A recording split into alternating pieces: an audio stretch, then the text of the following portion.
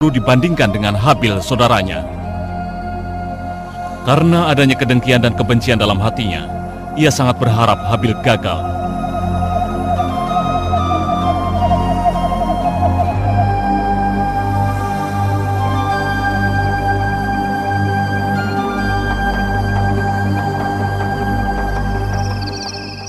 Akhirnya kau kembali juga. Ayah begitu mengkhawatirkanmu. Kupikir ini perburuan pertama dan terakhirku. Kalian tidak perlu khawatir. Sudah begitu lama kau di hutan, tapi kau malah kembali dengan tangan hampa. Aku hampir saja kehilangan nyawaku di sana. Aku diserang oleh rusa. Kupikir kau berkelahi dengan singa, dengan tangan kosong. Qabil, sudahlah. Apa ayah marah padaku? Tenanglah, dia tidak akan marah pada anak emasnya. Dia hanya akan marah jika aku yang melakukan hal seperti itu. Apa maksudmu? Kenapa ayah harus marah padamu dan tidak padaku? Memangnya kenapa? Karena kau adalah anak sayangannya, anak baik, begitu kan? Kamu tidak pernah berbuat salah. Kamu ini adalah buah hatinya. Qabil saudaraku, itu tidak benar, Qabil. Ayah mencintai kita berdua. Dia akan sedih mendengar hal itu. Aku juga mencintainya. Tapi seperti biasanya, kau akan mendapatkan apa yang kau inginkan. Kau pikir aku tidak lihat? Beda sekali ayah memperlakukanmu. Aku tidak percaya kau berkata seperti ini. Apa maksudmu membeda-bedakan? Dia memperlakukan kita benar-benar sama. 2 hari yang lalu, aku memohon untuk berburu, tapi tidak diizinkan. Malah kau yang diizinkan. Jadi berhentilah berpura-pura, seolah kau tidak paham apa yang kukatakan. Tapi waktu itu sedang ada banjir besar. Semua persediaan makanan kita habis. Kita akan mati kelaparan jika tidak bekerja keras mengisi persediaan makanan. Itulah alasanku untuk pergi berburu. Aku hanya ingin membantu, tapi karena dia membenciku, dia tidak mengizinkanku. Itu tidak adil. Ayah mengkhawatirkanmu. Ia sayang padamu. Aku juga sayang padanya, tapi ia akan lebih memperhatikanku jika kau tidak merusaknya. Kau tidak serius dengan ucapanmu itu, kan?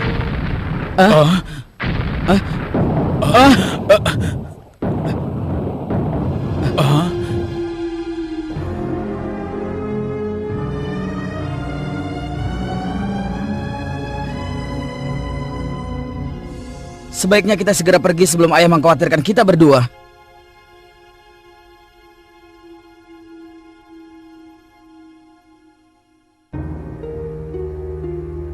Nabi Adam adalah seorang ayah yang penuh kasih, yang mencintai kedua anaknya.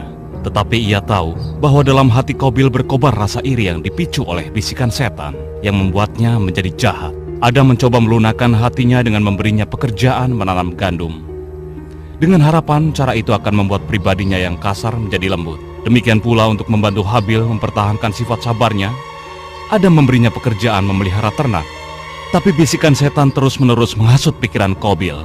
Karena tidak mampu menolak pengaruh setan, Qabil sering mengikuti bisikan itu. Tapi tidak ada yang mengira bahwa setan akan menyesatkannya begitu jauh.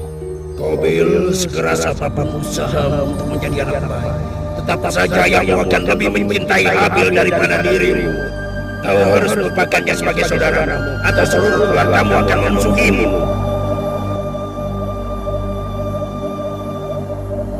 Suatu hari, Nabi Adam memanggil putra-putranya dan memberitahu mereka supaya berkurban sebagai tanda syukur kepada Allah. Ini merupakan ujian untuk melihat siapakah di antara mereka yang terbaik dalam berkurban. Kedua putranya harus meninggalkan sebagian hasil kerja keras mereka di atas bukit yang telah ditentukan. Tanpa ragu, Habil pun memilih domba terbaiknya. Dengan senang hati kuberikan semua yang kupunya kepada Allah, karena ialah yang mengkaruniakan semua yang aku punya. Sayangnya, Qabil tidak mempunyai cara berpikir yang sama. Kenapa aku harus memberikan tanaman terbaikku? Padahal aku telah bersusah payah menanamnya.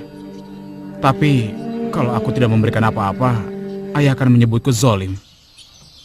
Aku pikir kalau aku meletakkan buah-buahan busuk, pasti tidak akan ada yang tahu.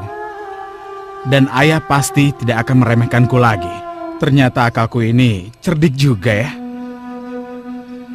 Qabil pun sampai ke bukit tempat meletakkan kurban. Saat itu suara hatinya mengatakan bahwa apa yang dilakukannya itu salah. Dan ia hampir saja mengurungkan maksud buruknya. Qabil tidak tahu bahwa Allah melihat segala tindakannya dan mengetahui niat jahat dalam hatinya.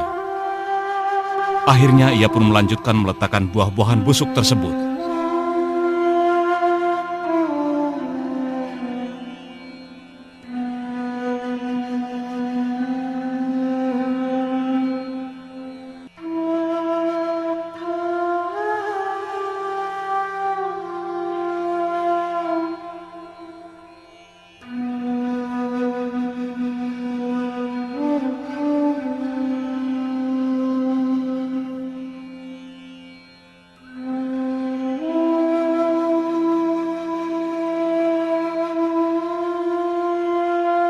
Ya Allah, terimalah kurbanku ini, maafkanlah kesalahanku, dan tunjukilah ibuku, ayahku, dan saudaraku ke jalan yang benar. Beberapa saat kemudian, Nabi Adam memberitahu anak-anaknya bahwa Allah telah menerima kurban Habil dan tidak menerima kurban Qabil.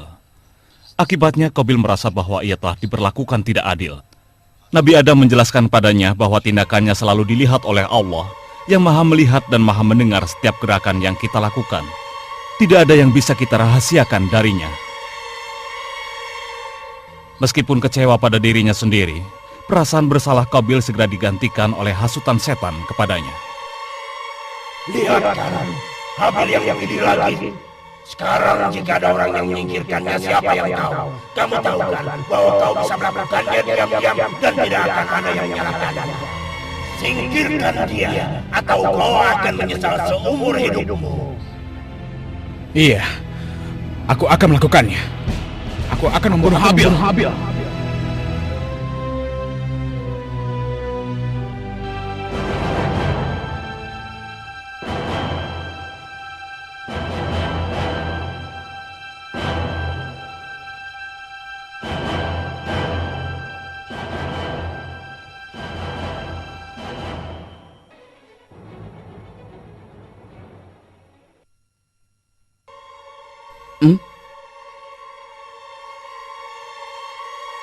Kenapa kau diam saja? Atau kau masih kesal dengan apa yang telah terjadi? Katakan. Sekarang aku akan membunuhmu. Ah? Membunuhku? Qabil, itu tidak lucu. Jangan bercanda. Lalu kenapa kau membawa batu di tanganmu? Katakan.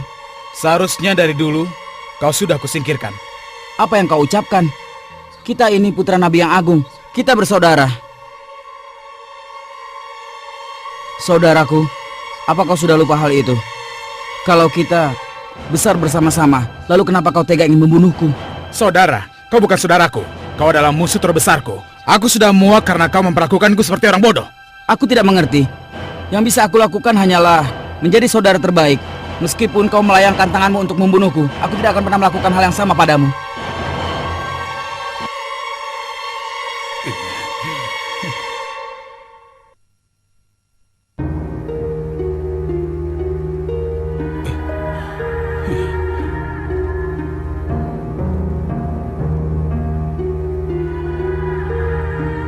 Sial! Habil sangat sedih atas kejadian hari itu. Dia baru menyadari betapa dengki saudaranya kepadanya. Jika ia merasa sedih atau sedang bimbang, ia suka mendaki bukit di mana ia bisa menyendiri untuk memikirkan dan menemukan kedamaian. Tapi tidak hari ini. Ketenangan dan kedamaian yang akan menghiburnya tak ditemukannya dimanapun. Hati dan pikirannya dilanda gundah. Dengan putus asa ia ingin bercerita kepada ayahnya tentang apa yang terjadi. Tapi ia tidak ingin ayahnya menjadi khawatir. Tidak, ini adalah masalah yang harus dipecahkannya sendiri. Ia berharap setelah beberapa hari Qabil akan tenang untuk kemudian dapat bersama-sama Qabil membasmi pikiran jahat yang melandanya.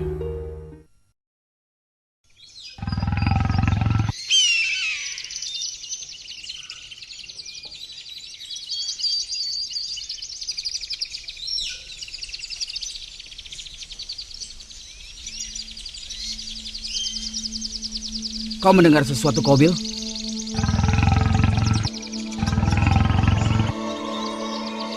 Aku yakin itu singa atau harimau pemangsa manusia. Sebaiknya kita pergi dari sini. Jangan katakan kalau kau ini seorang penakut. Baiklah, tapi